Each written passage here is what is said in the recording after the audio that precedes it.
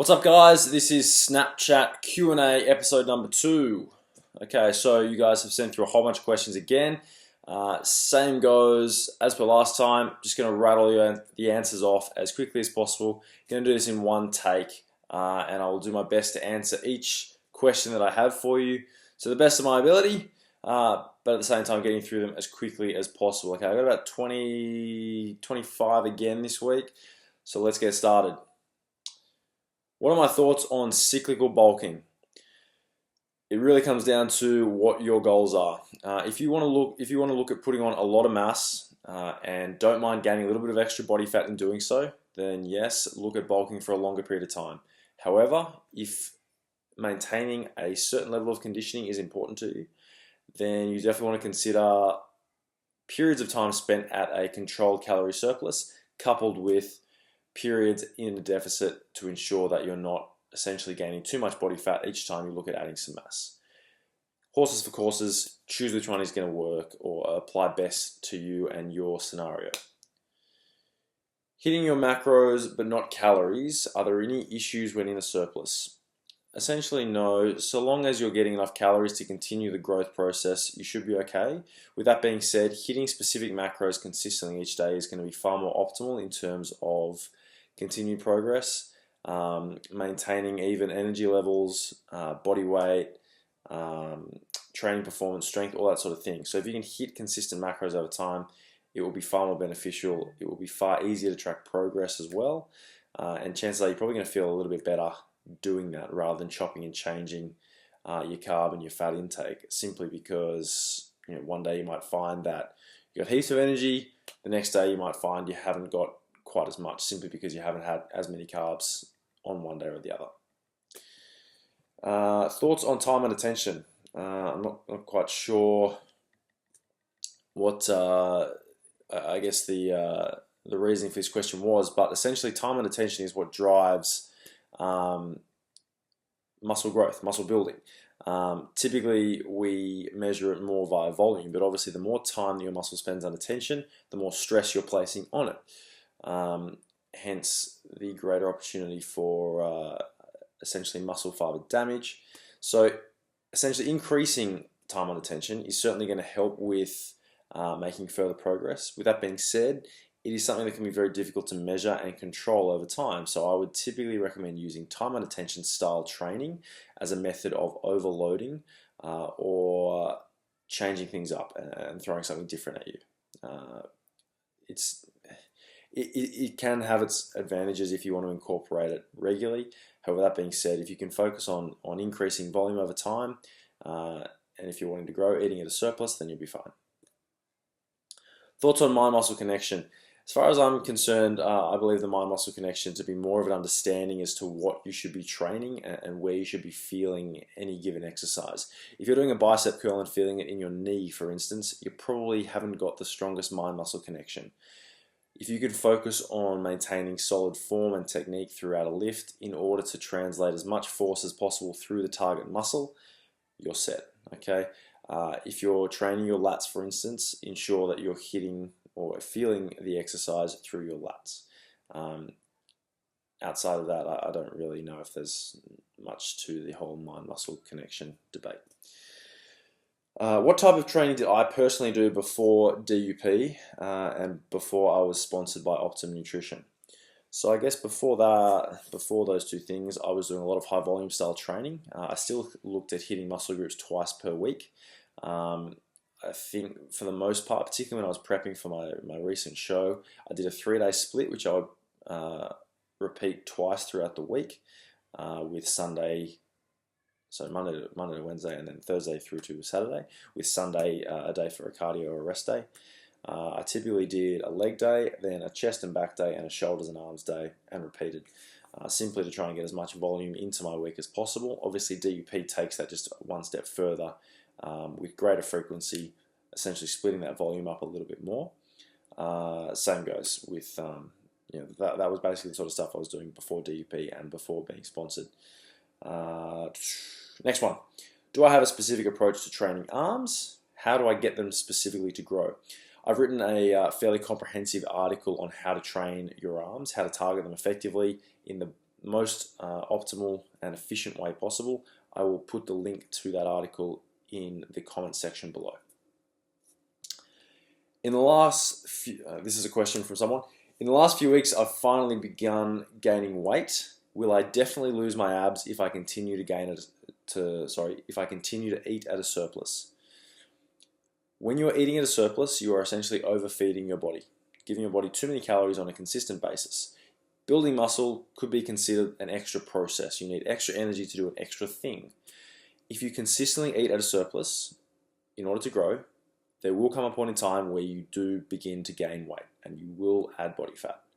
You may not lose your abs, maybe you're genetically gifted, you'll gain weight in other places, but you will, at one point or another, begin to gain weight. And if you stay in a surplus, now that surplus may ultimately require you to consistently add food over time, but so long as you are eating at a surplus, you will gain weight.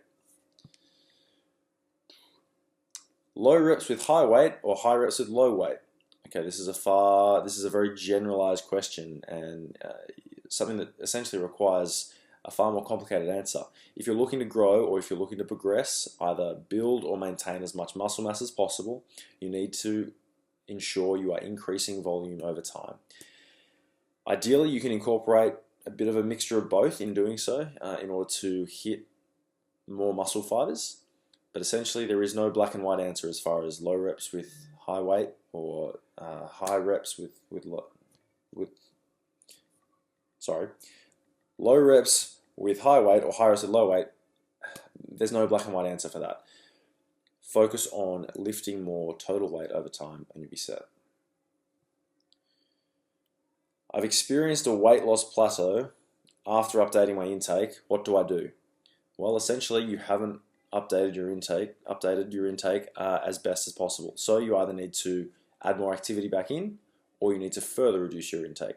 Essentially what's happened in a plateau is that you're no longer burning more calories than you're consuming. So in order to alter that process again, lower your intake further or increase your activity even more so. Is it okay to cut with flexible dieting and bulk with DUP? Yes and yes. You can also bulk with flexible dieting and cut with DUP. DUP is a training style. Flexible dieting is a way to essentially track and quantify what you eat. It doesn't matter what your goals are, both can be utilized for both approaches. How do I warm up for big lifts? Typically what I do is a pyramid style scheme, I guess. I'll start off with lighter weights for anywhere between 4 to 8 reps. And essentially from there, all I'm doing is gradually increasing the weight and reducing the amount of reps per set I'm doing. I might do anywhere from 3 to 5 warm-up sets, with my final warm-up set being a set of just 1 repetition at a weight that is just below my working weight for the day. The idea of a warm-up is to adequately prepare you for your working weight without fatiguing you. So ideally what you want to be doing is performing as few reps as possible so that you aren't tired by the time you actually get to your working weight. For instance, if I'm squatting 180 kilos for the day, doesn't matter how many reps I'm doing on that working weight, but if that is my working weight for the day, I might hit 60 kilos, which is 1 plate aside, for a set of 6 to 8. Then I'll hit 100 kilos, which is 2 plates aside, for again probably 4 to 6 reps. Then I'll hit 140, 3 plates aside, for maybe 3-4 reps, depending on how I'm feeling. Then from there I might go up to 160, which is 3.5 plates aside, for 1 or 2 reps, again depending on how I'm feeling. Another set, my final warm-up set on 170, but just for the 1 rep, and then from there I'm getting into my working weight. What are my current stats? Weight, height, body fat percentage, macros, so on and so forth. So I'm 186 centimeters tall. My current weight is around the 95 to 96 kilo mark. I have no idea what my body fat percentage is, I'm sorry. My current macros, I'm doing a bit of a carb cycle at the moment. With that said, my macros have been fairly loose, flexible, in that I've been having a few meals where I've been loosely tracking. So 5 days out of the week, I'll hit about 265 grams of protein, about 80 to 85 grams of fat with 280 grams of carbs. 2 days a week, I'll have a high carb day. Protein will come back to 240 grams. Fat goes up a little bit to 85 to 90, and carbs are at around 400, 425. How do I get rid of lower back fat? The same way you get rid of any other fat. You need to eat at a calorie deficit. Are there any ab exercises that don't affect the shoulder? Well, I'm sure there are tons of exercises that you could get away with that won't directly impact anything that sort of hurts your shoulder. From my understanding, the person that asked this question has a shoulder injury. Ideally, I would suggest doing anything you can that doesn't affect, that doesn't hurt, or doesn't cause any discomfort in your shoulder. So there's a lot of ab work that you can do lying on the ground. Reverse crunches, Russian twists, plenty of stuff that is essentially unweighted. You can use your own body weight to do. But anything that isn't placing any pressure or causing any pain or discomfort on that shoulder directly would absolutely suffice. What are my thoughts on artificial sweeteners, and is there a point where consuming X amount of it becomes bad? I think a lot of people are up in arms about artificial sweeteners because there are a couple of studies that suggest you could get cancer after they did some testing on rats. From what I understand, they gave the rats a dosage that was equal to around about 9,000 litres of Coke Zero, and then they injected it straight into their brain. If anyone's thinking about doing that, that's probably the line. Outside of that, having a Coke Zero or something that's got artificial sweeteners in it once or twice a day, essentially within moderation, probably not going to kill you. Doesn't matter what you break your fast with, and is there a more optimal method of eating breakfast? Whenever you eat, essentially the idea is we want to be giving our body a steady stream of food. Obviously, when we're talking about building and maintaining muscle mass, we need to consider protein. In order to kickstart the muscle building process, essentially we want to be consuming a certain amount of leucine, which is typically achieved by eating anywhere from 30 to 35 grams of most protein sources. Typically, the more complete the protein source, the less of it you need, but the cutoff is around the 27, 28 gram mark, so let's call it 30 grams of protein for argument's sake. I would always suggest that any meal contain that amount of protein as a minimum, particularly when you're talking about building, maintaining muscle mass. Far more important when you are obviously dieting and hence eating fewer calories. When you're bulking, it's probably not quite so important, simply because you've got a surplus of calories to take advantage of. There is some suggestion that keeping your carbohydrate intake lower at the start of the day, particularly through your first meal, is going to make you more metabolically flexible throughout the day, and hence utilize any carbs that you do eat from that point more efficiently. If you have the ability to eat majority protein and fat for your first meal of the day, there is some suggestion that will help with the fat burning process. It's probably only a 1 or 2% thing. With that being said, it might work for you. Give it a try. I've given it a whirl in the past. What I found was that it made the rest of my day fairly easy, simply because I had more carbohydrate to play with for the back half of the day. How long should you wait to change your macros? I assume we're talking in regards to when you hit a plateau, and should protein stay consistent at each meal? This is from the same person. I would suggest waiting a week or two, depending on how much time you have up your sleeve. If your goal is to reach a certain date and that date is fast approaching, maybe you don't want to be waiting for too long before making any changes. If you have the opportunity to ride out and potentially push through a plateau without making any changes and give your body an extra week or two to see if maybe you're just experiencing a fluctuation, I would do that. Ultimately, the more food you can eat and still reach said weight loss goal, the better. So if you can ride it out for an extra week or two, I would suggest doing so. Protein doesn't need to stay consistent at each meal, but as I said just previously, ideally if you can get minimum sort of 30 to 35 grams of protein per meal, it's probably going to be more optimal than not doing that as far as the muscle building, muscle retention process is concerned. Should I lower my macros when bulking on rest days? I had like 5 or 6 people ask me this. The idea of bulking or building muscle is to consistently be in a surplus. You can lower your macros on rest days if you wish. There is absolutely no advantage to doing this. The idea of bulking is to be in a surplus over time. Okay, so there's no, as I said, there's no advantage to lowering them on a rest day. It's not going to allow you to essentially gain less fat. It's going to come down to how big a surplus you're in over time, over the course of a week, over the course of a month. If it works out for you that way and it allows you to stick to your plan more easily, awesome, then you can do that. But you're still going to be growing on days that you aren't training. You're still going to be recovering on days you aren't training. I would just suggest if you're bulking or looking to add lean muscle mass, keep your intake the same. Keep it consistent on a daily basis. Last one for now. What are my opinions on competing? It's really a personal preference thing. If competing is something that you yourself want to do, awesome. Jump into it. Give it a crack.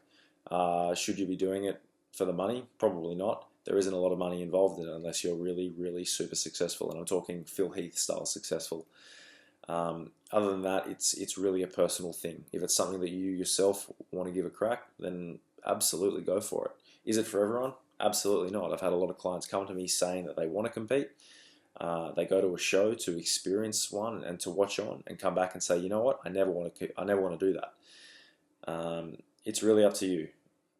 If it is something you want to do, you take every opportunity to do so if that's your thing. If you don't want to do it, awesome. Make sure whatever it is that you're lifting for, whatever it is that you're training for, eating for, do it for you. Don't fall victim to anything or anyone that says you have to do something for a certain reason. Sorry, there is one more question, the last one. How do I stay motivated? I get this one a lot too. I think I might have touched it briefly on it the first time we went through the Snapchat Q&A. Essentially, motivation has to come from within. You need to figure out a reason as to why you want to achieve the goal that you've set for yourself. Why is it important to you? When you reach said goal, how is it going to make you feel? Are you going to be proud? Are you going to be happy? Is it going to affect your life in any way? Of course, there are going to be external motivational sources outside of that are going to help you fuel that internal motivation. But if that internal drive and that internal desire to get to a certain place isn't there, it's going to be very difficult to actually make it. Figure out why whatever it is you're trying to achieve is important to you, and then from there, everything else is going to fall into place. Guys, thank you very much for tuning in. This ends the second edition of the Snapchat Q&A. If you haven't already, add me on Snapchat. My username is just down there. You can ask me any questions you have. Now, because there are so many starting to come in, what I'm going to do is I'm going to write down the best ones. I'm going to answer them on the YouTube Q&A each week. If I don't add it to the YouTube video, I will do my very best to snap you a video response in the 10 seconds that I have. If I can't answer your question, I will direct you to a place that is going to answer that question for you. But other than that, please shoot through any questions you have. Stay tuned to Instagram. I'll be reminding you guys all through the week to send me through any questions. For now, guys, we are done. If you are interested, this is the cover-up hoodie by Better Bodies, which you can get from Active or Online. I wear a large. Peace, guys.